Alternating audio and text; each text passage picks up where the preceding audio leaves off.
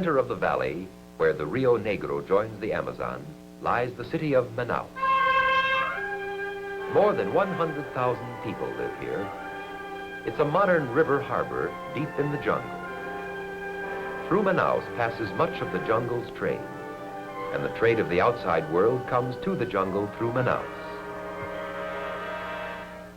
Melons, crude rubber, and some jungle-grown bananas. Serves as a loading point of jungle and farm products. The trade of farm products and import goods is handled by trading companies at Manaus. These control the network of trading posts throughout the whole valley. The streets and business houses still mirror the era a half-century ago when Manaus was the rubber capital of the world. The Amazon Theater is a monument of the old days when the rubber boom was bringing dazzling wealth to the city and the valley. Not far from these monuments of wealth, a boat city spreads all along the waterfront. This is where the fishermen and the small boat owners live, close to the river which gives them their livelihood, always ready to set out on a trip up or down the river. From Manaus, ocean-going ships carry the trade of the jungle to the ocean ports. As it nears the ocean, the Amazon widens and spreads out into a large delta. On some of the islands, the jungle has been cleared for pasture. The river island of Marajo. Here, several great cattle ranches produce beef for the valley's own markets. From island corrals, the cattle are loaded into cattle boats for packing houses in the larger river towns.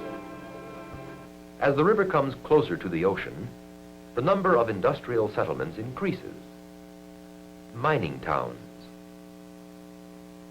oil refineries, and rubber research centers.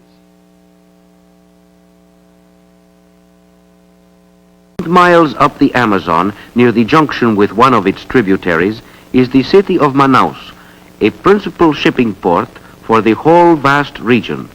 Many ocean-going vessels come to Manaus. The city can only be reached by river. No roads lead away from Manaus in any direction. The city was a frontier trading post until a little more than 50 years ago, when the sudden demand for rubber brought great prosperity to the region. Profits from rubber soon made the frontier village into a busy, attractive city. Then, in less than 25 years, the prosperity of Manaus died away because rubber grown on plantations in Malaya and the Dutch East Indies could be produced more cheaply than wild rubber from the Amazon jungles. In spite of this, Manaus is still a busy port. It is the center of an enormous region, the place where the products of the Amazon basin are collected and shipped away in exchange for the products of other lands. In addition to balls of rubber, tropical woods, nuts, jute, and cacao are exported, as well as less familiar forest products, such as the fiber of jungle vines used for making rope and brooms.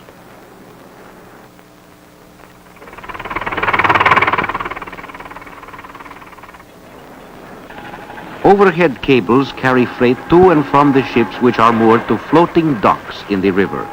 Stationary piers cannot be used because the level of the river rises and falls nearly 50 feet between the dry and the wet seasons.